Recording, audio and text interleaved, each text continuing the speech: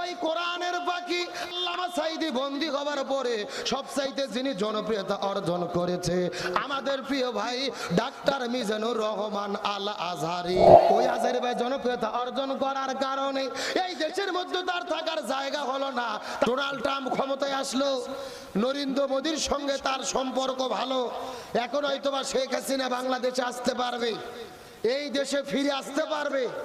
আমরা কথা একটা পরিষ্কার করে বলি, ডোনাল্ড ট্রাম্প ক্ষমতায় আসলো নাকি জো বাইডেন ক্ষমতায় আসলো এটা কোনো দেখার বিষয় নয়। স্বৈরাচার হাসিনা বাংলাদেশে যদি আসতে চায় অবশ্যই আসতে পারে, তবে বাংলাদেশে রাজনীতি করার জন্য নয়, তাকে ফাঁসিতে ঝোলার জন্য আসতে হবে। কি বাবা? মানে হাদিস কোরআন দিয়ে মানুষকে বোঝানো লাগে। জি, হাদিস কোরআন দিয়ে তো বলতেছি।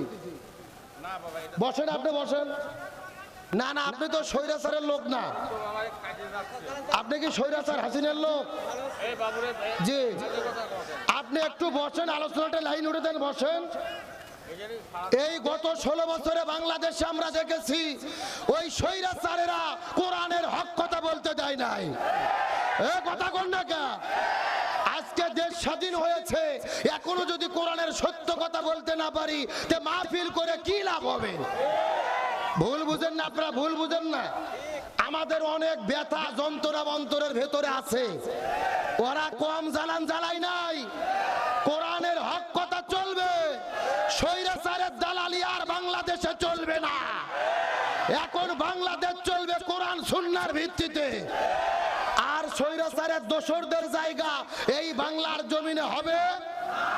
আপনাকে ভয় করতেছেন, রাগ করতেছেন? আলোচনা কি চলবে? কারা কারা চলবে? দুটো হাত আল্লাহকে তুলে দেখান।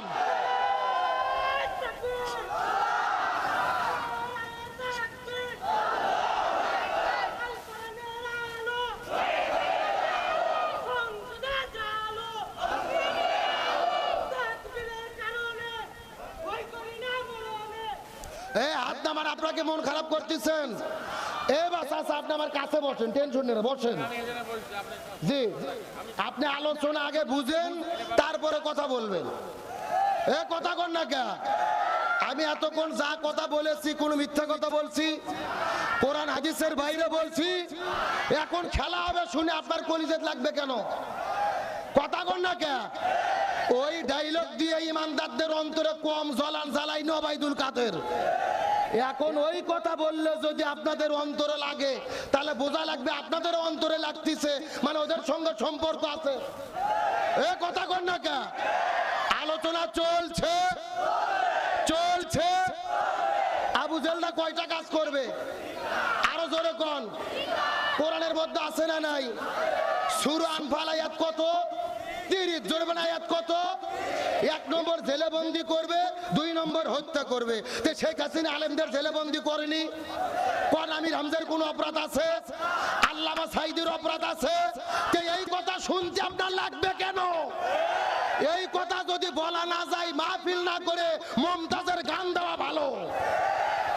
ওই কবরের ওয়াজ আমরা বহু শুনছি। গত 16 বছরে মাহফিলে গেলেই কমিটি বলে হুজুর আকাশের উপরের ওয়াজ করবেন আর মাটির নিচের ওয়াজ করবেন, এই দুনিয়া যা হচ্ছে হোক হুজুর বাদ দেন। আর এখন আমি ঘোষণা করতেছি দুনিয়ার এখন কবরও বাদ আকাশও বাদ, এখন দুনিয়ার ওয়াজ হবে। এই বাংলাদেশের রাষ্ট্র গঠনের আলোচনা চলবে, কোন জালিমের কাছে মাথা নত চলবে। আরে ভাই, এতদিন পর্যন্ত যারা স্বৈরাচারের দোসরগিরি করছে, আওয়ামী লীগ করছে রে, এদের কচুর সাথে গলার দড়িতে মরা দরকার। কারণ যার জন্য জীবন যৌবন শেষ করে দিল ও থুইয়ে পালিয়ে চলে গেছে। আমাদের জামাতের নেতা বিএনপি নেতা কেউ কি পালাইছে? আর আপনারা যার পক্ষে দালালি করতেছেন ও থুইয়ে পালিয়ে চলে গেল। কথা কন না কে? আপনাদের তো তওবা করে দিনের পথে ফিরে আসা দরকার। এমন নেতার পেছনে ঘোরেন যেই নেতা থুইয়ে পালিয়ে চলে যায়। কথা কন না কে?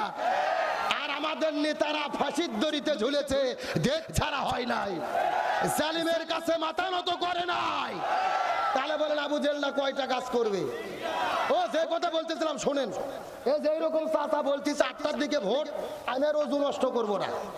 অজু থুয়ে 8টার দিকে ভোট দিতে গেছে, চাচা যেয়ে দেখতেছে চাচা যাওয়ার আগে আর এক আল্লাহর ওলি এসে তাহাজ্জুদের নামাজ পড়ে দিয়ে গেছে।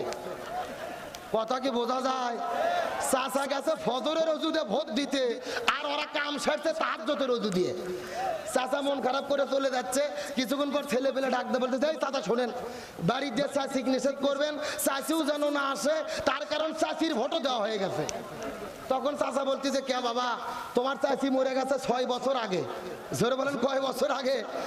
বলছে 6 বছর আগে তোমার চাচি মারা গেছে, আজকে কখন ভোট দিতে এসেছিল, আমাকে ডাক দিলে তো আমি একটু দেখা করতাম। কথা কি বোঝা যায়? তার মানে বোঝা যায় 16 বছরে সঠিক নির্বাচন যদি হতো, এমপি মন্ত্রী হওয়া তো দূরের কথা, জামাত বিএনপি মাঠে থাকলে এরা মেম্বার হওয়ারও ভোট পেত না। আর বিনা ভোটের এমপি মন্ত্রী হয়ে ক্ষমতা দেখাইয়া কোরআনের মাহফিল বন্ধ করে দেয়। আমার প্রিয় বন্ধুগণ, মুসলমান ভাইরা গভীর মনোযোগ। আবু জেল্লা 3টা কাজ করে। প্রথম নম্বর কাজ হলো কোরআনের হক কথা যারাই বলবে তাদেরকে তারা জেলখানার মধ্যে বন্দী করবে। 2 নম্বর, আলেমদেরকে জেলে বন্দী করার পরে তাদেরকে যদি দিনের পথ থেকে ফেরানো না যায়, ইসলামের পথ থেকে ফেরানো না যায়, তাদেরকে হত্যা করে জমিনের মধ্য থেকে বিদায় করে দেবে। আর 3 নম্বর কাজ হলো এই জমিনের ভেতরে যে আলেমদের জনপ্রিয়তা বেড়ে যাবে, যে আলেমদের গ্রহণযোগ্যতা বেড়ে যাবে, যাদের মাহফিলে হাজার হাজার মানুষের উপস্থিতি ঘটবে, ওই আলেমদেরকে এই দেশের মধ্যে তারা থাকতে দেবে না। লিইকুরি জুকা, তাদেরকেই তারা দেশ থেকে বের করে দেবে।